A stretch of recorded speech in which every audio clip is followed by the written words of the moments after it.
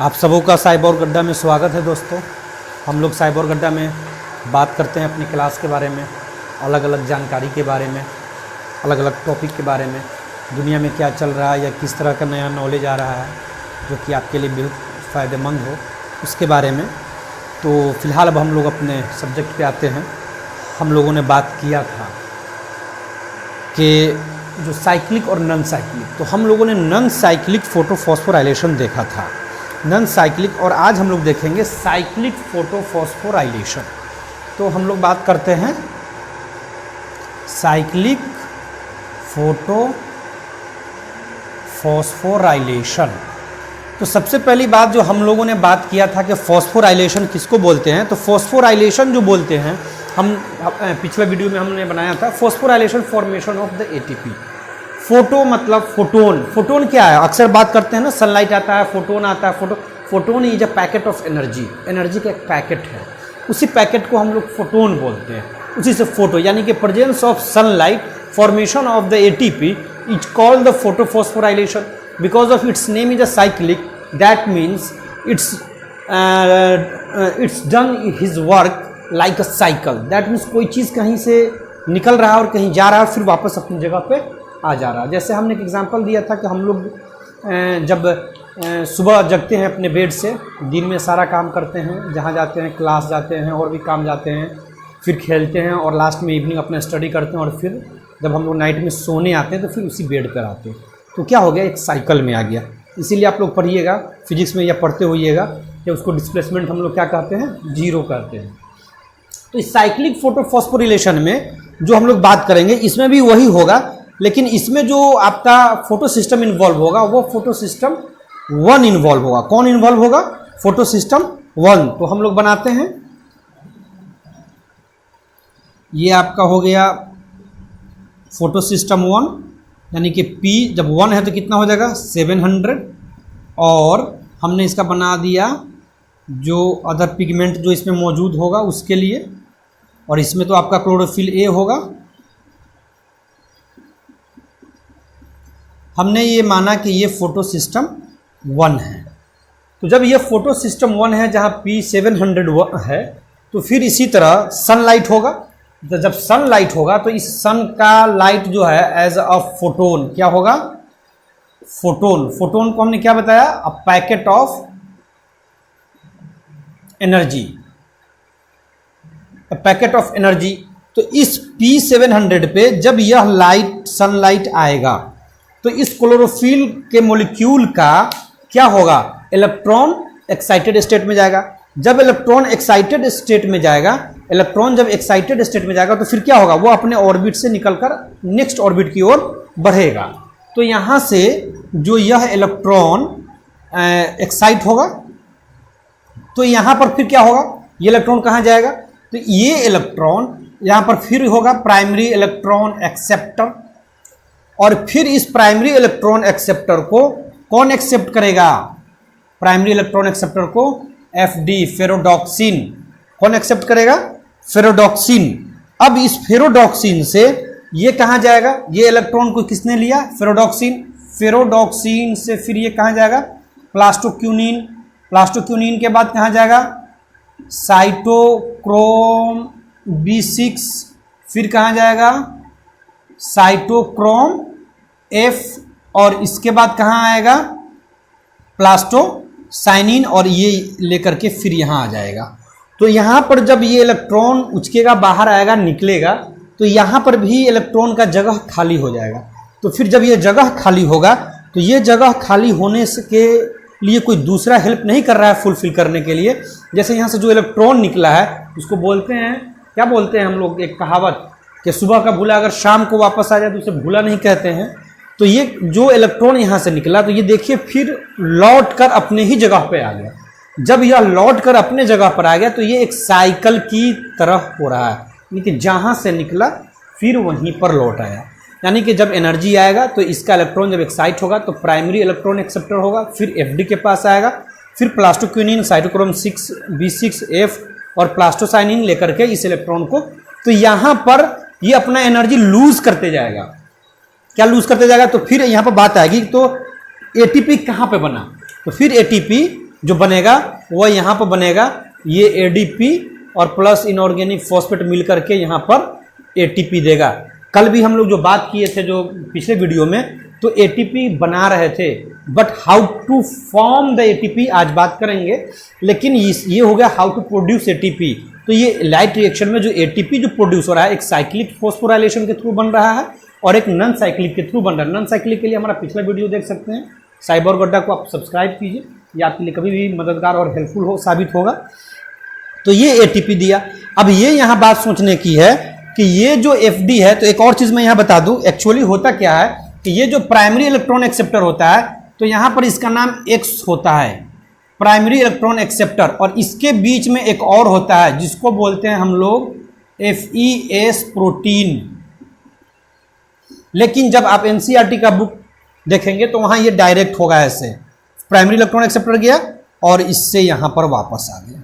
ठीक है, तो आप ऐसे भी बोल सकते हैं कि प्राइमरी इलेक्ट्रॉन एक्सेप्टर X, तब उसको कौन लेगा, ये FES प्रोटॉन, तब FD के पास आएगा फ्रेडोक्सिन, तब प्लास्टोक्यूनिन। अगर आपके पास क्वेश्चन में अगर ये आता है, ऑप्शन देता है कि कौन एक्सेप्ट करता है, जहां पर अगर X है तो X को देंगे, अगर ये है तो पहले इसको देंगे, ये दोनों नहीं है तो इसके बाद FD पे देंगे, और फिर इस सीक्वेंस में होते हुए ये वापस आता है। तो यहाँ पर फ्रेंड्स हम लोग क्या देख रहे हैं, तो यहाँ पे ATP बन रहा है। तो इस पोर्शन में आप क्या देख रहे हैं, यहाँ पे ATP फॉर्म हो रहा है, लेकिन NADPH2 not form, not reduce, एक चीज देख रहे हैं। और आगे क्या देख रहे हैं, यहाँ कहीं पर भी H2O का स्प्लिटिंग नहीं हो रहा है, इसमें H2O का स्प्लिटिंग नहीं हो रहा है। तो H2O splitting not occur, H2O का स्प्लिटिंग यहाँ पर नहीं हो रहा है, ATP का फॉर्म हो रहा है, NADPH2 का नहीं हो रहा है, H2O का स्प्लिटिंग हो रहा है। लेकिन जब H2O का स्प्लिटिंग नहीं होगा तो क्लियरली है कि ऑक्सीजन जो हम लोग प्राप्त करते हैं, जो हम लोग को जो स्टोमाटा के थ्रू बाहर निकलता है, वह कहाँ से आता है, स्प्लिटिंग ऑफ H2। जब यहाँ पर H2O का स्प्लिटिंग ही नहीं होगा तो ऑक्सीजन कहाँ से आएगा। यहाँ पर आप लिख सकते हैं कि नो ऑक्सीजन रिलीज, यहाँ पर ऑक्सीजन रिलीज्ड नहीं होगा। तो इसका मतलब क्या है, आप जो नॉन साइक्लिक देखे थे उसमें हम लोग देखे थे ATP बन रहा था, NADPH बन रहा था, वाटर का स्प्लिटिंग हो रहा था, और नो ऑक्सीजन, और सॉरी यस ऑक्सीजन रिलीज हो रहा था। तो इसमें कुल मिलाकर के अगर आपको लिखना पड़े साइक्लिक फोटोफॉस्फोराइलेशन और नॉन साइक्लिक फोटोफॉस्फोराइलेशन में डिफरेंस लिखना पड़े, तो ये इस चार्ट को और हमारा पिछला वीडियो देख ले, उसमें जो हमने बनाया है जो ग्राफ और जो ड्रॉ किया उसको देख ले, तो आप इजीली तरीके से दोनों के डिफरेंस को लिख सकते हैं। तो आई होप सो कि इसको राइट डाउन कीजिए या इसका स्क्रीनशॉट लीजिए।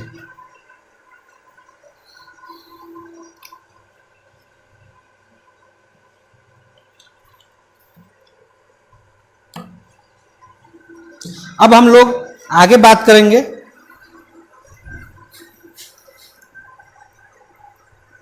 और ये साइक्लिक तो होता ही है, ये बैक्टीरिया में भी होता है, लिख सकते हैं कि ये साइक्लिक जो फोटोफॉस्फोराइलेशन होता है अकर इन बैक्टीरिया अल्सो।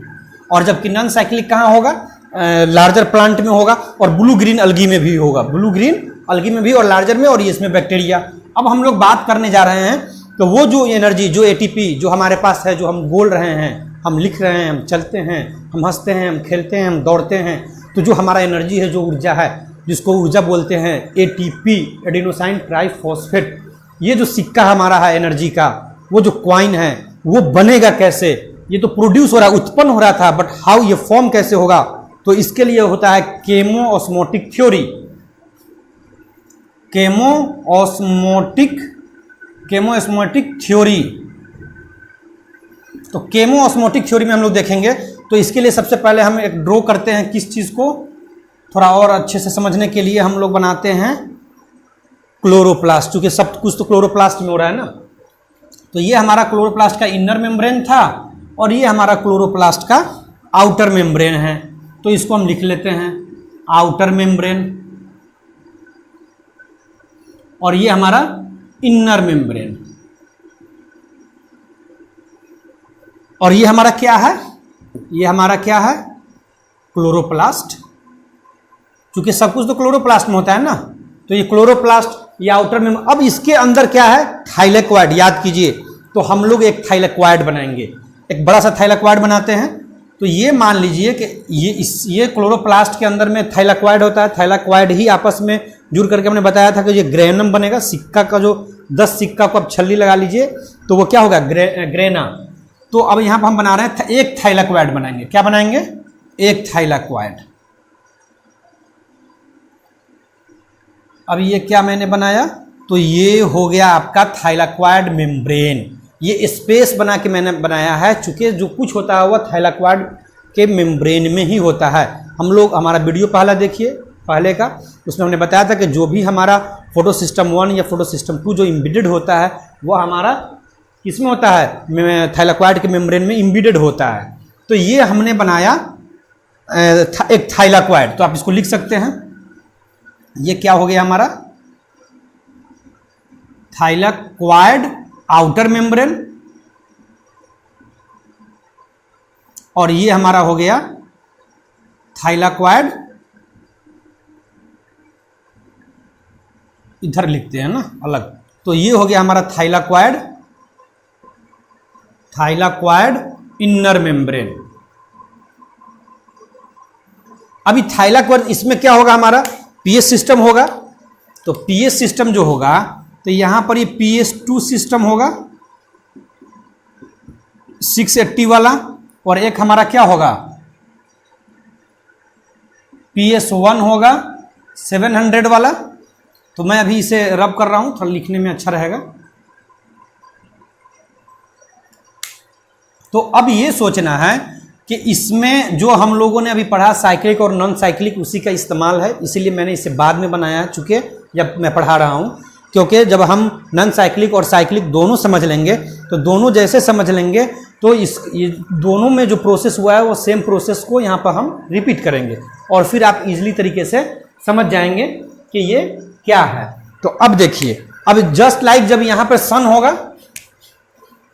होगा तो सनलाइट यहाँ आएगा। यहाँ पर क्लोरोफिल ए है, तो इस क्लोरोफिल ए का इलेक्ट्रॉन बाहर आएगा, एक्साइटेड होगा। तो ये इसको कौन एक्सेप्ट करेगा, थोड़ा रिमाइंड कीजिए, याद आया, फियोफाइटीन।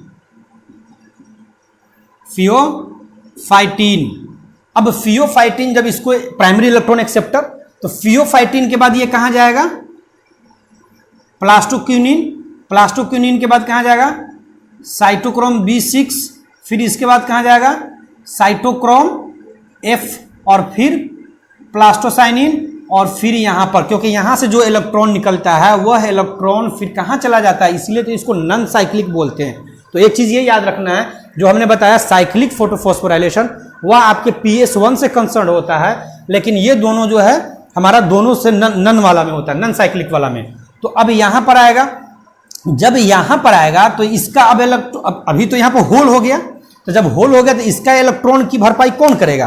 तो फिर याद आ रहा होगा आपको, हमारा वीडियो देखिए पिछला, यहाँ पे आपका स्प्लिटिंग ऑफ वाटर हो रहा है।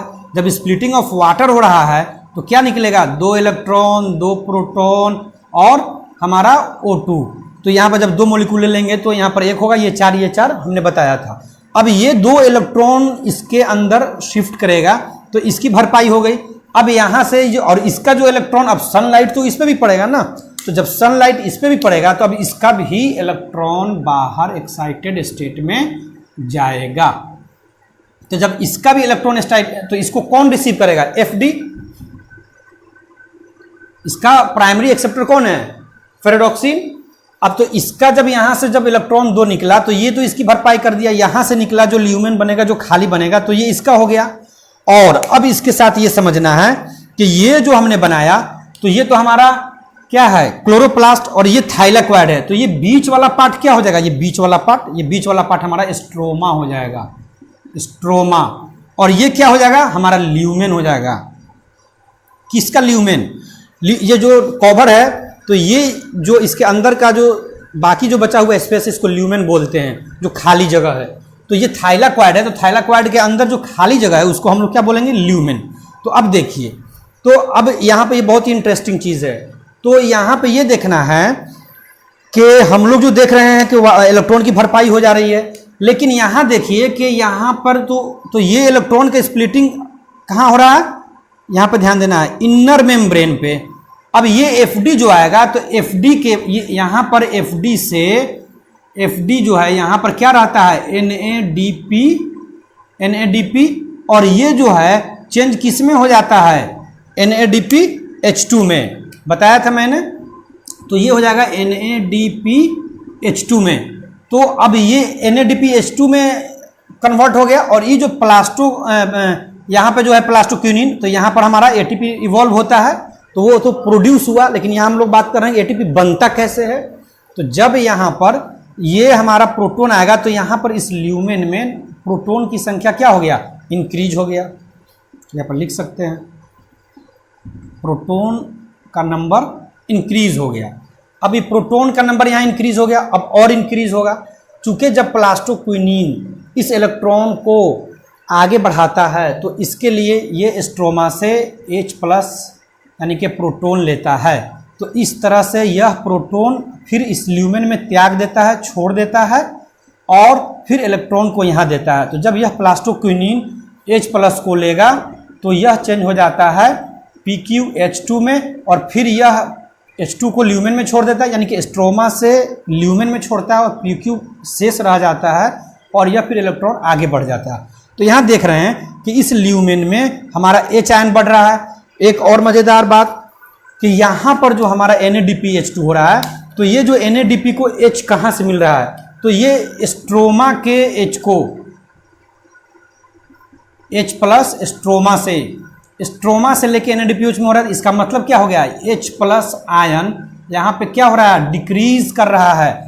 और यहाँ पर अगर सभी को एक साथ बात कर लें तो यहाँ पे इंक्रीज कर रहा है।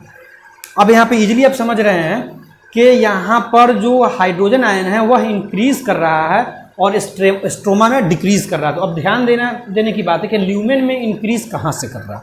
तो पहली बात कि स्प्लिटिंग ऑफ वाटर हो रहा है तो वहाँ से ल्यूमेन में H आयन आ रहा है। प्लास्टोक्विनिन जो स्ट्रोमा से ले रहा है वो अंदर ल्यूमेन में दे रहा है, तो इसलिए इसमें ज़्यादा संख्या हाइड्रोजन आयन का बढ़ रहा है। जबकि यहाँ जो है घट रहा है, एक तो ये घटा रहा है, एक जो है NADP जो है हमारा स्ट्रोमा से H लेकर के NADPH2 बना रहा है तो यहाँ घट रहा है। तो बहुत इजीली बात है, जो डिफ्यूज़न याद आ गया होगा कि कोई भी चीज़ हायर कंसंट्रेशन से लोअर कंसंट्रेशन में फ्लो होता है। तो यहाँ पे हायर कंसंट्रेशन किसका हो गया, H आयन का, और यहाँ पर लोअर कंसंट्रेशन किसका हो गया, H आयन का।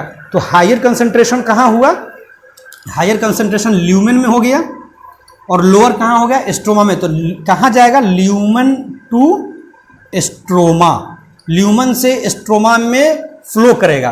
तो जब ये इसमें हमारा ये स्ट्रोमा में कम है और ल्यूमेन में ज़्यादा है तो ये यहाँ से बाहर आएगा स्ट्रोमा में, चूँकि हायर कंसंट्रेशन से लोअर कंसंट्रेशन। तो ये अब यहाँ से ये आउट होगा। जब आउट होगा तो यहाँ पर ये मेम्ब्रेन है, तो हमने मेम्ब्रेन जब प्लाज्मा मेम्ब्रेन पढ़ाया था तो उसमें हमने पढ़ा था टनल प्रोटीन होता है और स्ट्रक्चर पढ़ाया था। तो उसमें एक प्रोटीन होता है, ठीक है, और इसमें एक एंजाइम होता है ATP सिंथेटेज, ATP सिंथेज भी बोलते हैं। तो ये एंजाइम होगा। तो जब ये हाइड्रोजन आयन यहाँ से आउट होगा तो जब ये भी बात है हायर कंसंट्रेशन से जब लोअर कंसंट्रेशन की तरफ जाएगा तो एनर्जी रिलीज होगा। तो यहाँ पर क्या होगा कि जब यह आयन, जब हाइड्रोजन आयन यहाँ से आउट होगा तो यहाँ पर जो ADP और इनऑर्गेनिक फॉस्फेट, तो ये जो एनर्जी लूज करेगा उस एनर्जी का इस्तेमाल करके यह ATP बना देगा जो हम लोग देख रहे हैं। तो ये जो फ्लो होगा तो इसके एनर्जी को ADP और इनऑर्गेनिक फॉस्फेट गेन करेगा और ATP बनाकर हमारे इस स्ट्रोमा में रिलीज करेगा।